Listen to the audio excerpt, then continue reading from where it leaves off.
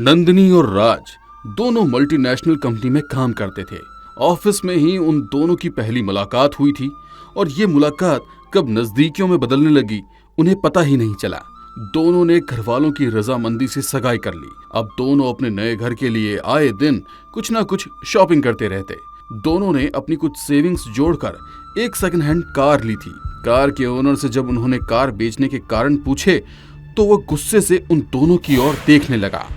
देखो, मुझे ज्यादा सवाल जवाब करने की आदत नहीं है। ये कार अभी 6 महीने पहले ही मैंने ली थी, मगर इस कार में एक छोटे से एक्सीडेंट से मेरे बेटे की मौत हो गई और मेरा परिवार मुझसे बिछड़ गया। इसीलिए मुझे इस कार को अपने पास नहीं रखना है। कार मालिक को यूं गुस्से में देख नंदिनी ने राज को खामोश रहने का इशारा किया और कार लेकर दोनों वहां से निकल गए।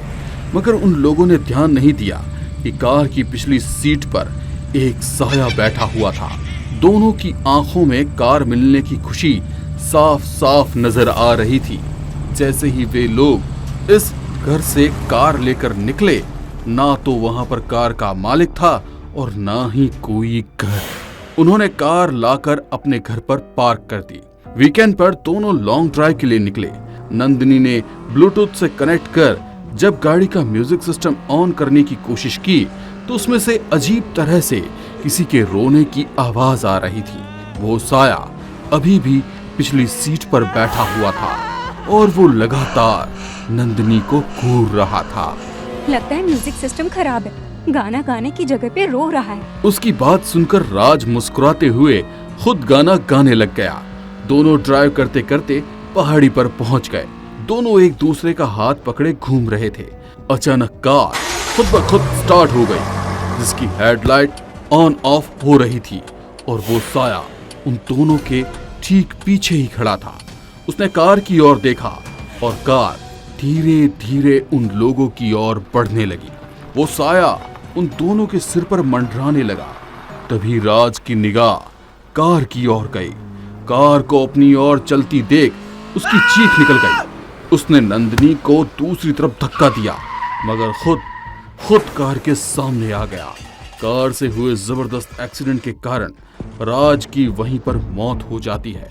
नंदिनी को कुछ समझ नहीं आ रहा था कि कार कैसे अचानक चलते हुए उसके सामने आ गई। मौका वारदात पर जब पुलिस पहुंची तो ये साफ था कि राज की मौत उसी की कार से हुई है। मगर सवाल ये था कि कार चला कौन रहा था। उस वक्त वहां पर नंदिनी के अलावा कोई और मौजूद नहीं था। नंदिनी चीखती रही, चिल्लाती रही कि कार वो नहीं चला रही थी, कार अपने आप चल रही थी। मगर कोई ये मानने को तैयार नहीं हुआ। वो साया अभी भी कार के अंदर बैठा हुआ था। पुलिस नंदिनी को अपने साथ ले गई। कुछ दिनों के बाद कार की कस्टडी राज के माता पिता को दे दी गई। हम उस मनहूस कार का क्या करेंगे जिसने हमारे बेटे की जान ले ली? आप इस कार को किसी और को बेच दो। कार का साया वहीं पर उन लोगों की बात सुन रहा था। अगली सुबह उस कार को देखने के लिए कोई व्यक्ति आने वाला था, इसीलिए राज के पिताजी उस कार को साफ कर रहे थे। वो साया अभी भी वहीं मौजूद था। पिछली सीट को साफ करते वक्त उन्होंने वहां पर किसी के होने का एहसास किया। वो ध्यान लगाकर पूरी कार को देखने लगे। वो साया अब उनके सिर पर मंडरा रहा था। फिर अचानक वो उसके सामने आकर खड़ा हो गया और उन्हें धक्का देकर गिरा दिया। जैसे ही वो गिरे, वो उनके सीने पर बैठ गया। राज के पिता को लग रहा था कि मानो उनके शरीर पर कई किलो का वजन रखा हो। उस वजन को वे अपने हाथों से हटाने की नाकाम कोशिश करने लगे। उस वजन के कारण उनका दम घुट रहा था। उनके गले से उनकी चीख भी नहीं निकली और अचानक उन्हें खून की उल्टी हुई और सब कुछ खत्म हो गया। उनकी लाश उसी कार के पास पड़ी थी। अपने पति और बेटे को खो देने के बाद राज की मां को यकीन था कि उस कार में हो ना कुछ मनहूसियत तो जरूर है। इसीलिए वो जल्दी से जल्दी उससे छुटकारा पाना चाहती थी। राज और उसके पिता की मौत में हो ना हो इस कार का ही हाथ है। मुझे जल्दी इस कार से छुटकारा चाहिए। वो नंदिनी भी तो कह रही थी कि ये कार खुद से चल रही थी, मगर हम लोग मान ही नहीं रहे थे। और अब देखो, तुम्हारे पिता भी मर गए। कहते हुए वो राज की बहन के गले लगकर रोने लगी। माँ कैसी बातें कर रही हो? ये सब कुछ तुम्हारा वहम होगा। इस घर में एक साथ दो मौत हुई है, इसीलिए तुम्हारा मन घबरा रहा है। भाई को तो उस नंदिनी ने मारा है, जिसकी सजा वो भुगत रही है। और पापा की मौत हार्ट अटैक के कारण हुई थी। उसमें इस कार का क्या दोष? तुम बेकार चिंता कर रही हो। सारी चिंता फिक्र छोड़कर आराम करो। कहते हुए उसने अपनी माँ को पलंग पर लिटा दिया। वो कार का साया वहीं खड़ा खड़ा मुस्कुरा रहा था और पार्किंग में लगी उस कार की लाइट ऑन ऑफ हो रही थी। कुछ देर बाद अचानक ही वो कार चलती हुई सड़क पर आ गई। अंधेरी सड़क पर बिना ड्राइवर की कार चली जा रही थी। दो लड़कियां एक सुनसान लैंप पोस्ट के नीचे खड़ी लिफ्ट का इंतजार कर रही थी। कार को आते हुए देख उन दोनों ने कार को रुकने का इशारा किया।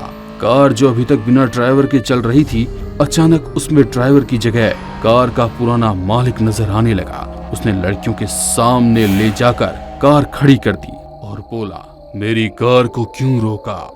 हम लोग आज ऑफिस से निकलने में लेट हो गए हैं, कोई भी साधन नहीं मिल रहा। क्या आप हमें आगे रिक्शा स्टॉप तक छोड़ देंगे? उन दोनों की बात सुनकर कार मालिक के बिना कुछ कहे अपनी कार का गेट खोल दिया। दोनों लड़कियां कार के अंदर बैठ गई, मगर कार में बैठते ही उन लोगों को कुछ अजीब सा महसूस होने लगा। कार का तापमान बहुत कम था। दोनों एक दूसरे की ओर हैरानी से देखने लगी। फिर कुछ सोचकर कुछ दूर जाने के बाद एक लड़की ने कहा, सर आप कार को यहीं पर छोड़ दीजिए, हमें यहाँ से कोई न कोई साधन मिल जाएगा। मगर वो उस लड़की की बात को अनसुना करके कार को चलाए जा रहा था। उसकी यूं मनमानी करने से दोनों लड़कियों को घबराहट होने लगी और वे लोग कार को रोकने के लिए दबाव बना रही थी।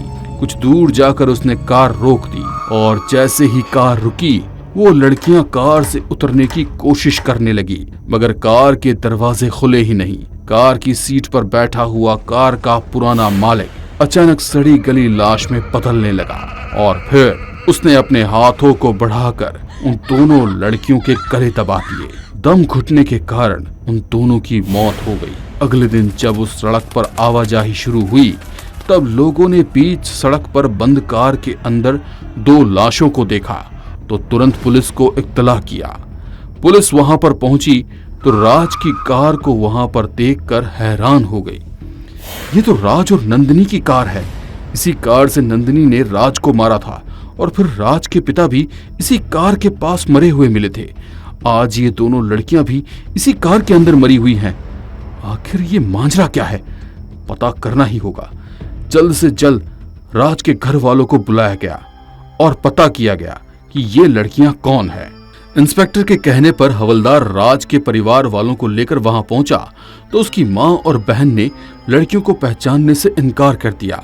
बहन को इस बात की हैरानी हुई कि ये कार तो उनके पार्किंग में पार्क थी, फिर यहाँ पर कैसे आई? सर ये कार तो हमारे घर के नीचे खड़ी थी। ये देखो, इसकी चाबी मेरे पास है। यहाँ पर कैसे आई हमें कुछ नहीं पता। अब इंस्पेक्टर को भी ये सारी बातें बहुत अजीब लग रही थी। उसमें राज के घर के आसपास लगे हुए सीसीटीवी कैमरे और राज के घर से लेकर उस जगह तक जितनी भी जगह सीसीटीवी कैमरेज थे, उन सब के अंदर कार की कैद हुई सारी जगह की फुटेज मंगवाई। जब पार्किंग का ही सीसीटीवी कैमरा चालू हुआ तो सब लोग हैरान हो गए, क्योंकि राज की बहन जब कार लॉक कर अपने घर गई थी, उसके बाद कोई भी उस कार के आसपास नहीं आया और वो कार अपने आप चालू हो गई और वहां से निकल गई।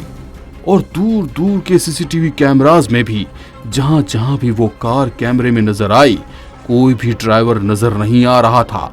अब सबको यकीन हो गया था कि कार सच में एक हॉन्टेड कार है। नंदिनी सच बोल रही थी। इंस्पेक्टर ने उस कार को डिसमेंटल करने का आदेश दिया।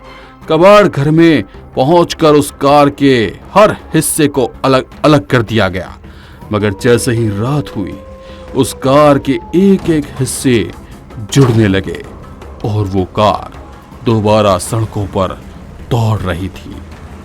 क्या आप में से किसी को सेकंड हैंड कार चाहिए? मेरी कार बिकाऊ है।